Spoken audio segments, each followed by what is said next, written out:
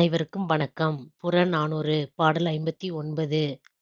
பாவலரும் பகைவரும். பாடியவர் மதுரை கூலவாணிகன் சீத்தலை சாத்தனார். பாடப்பட்டோன் பாண்டியன் சித்திர மாடத்துத் துஞ்சிய நன்மாறன். திணை: பாடாண். துறை: பூவை நிலை. பாடல்.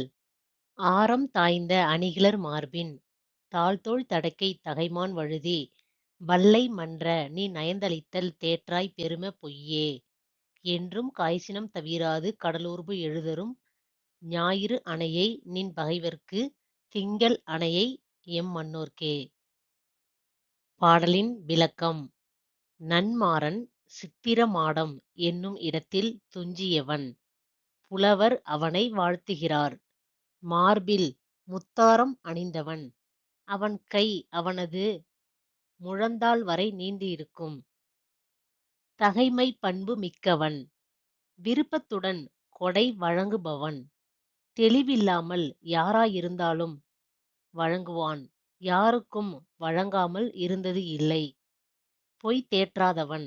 அவனது பகைவர்க்கு சுட்டெரிக்கும் சினத்துடன் கடலில் தோன்றும் ஞாயிறு போன்றவன்.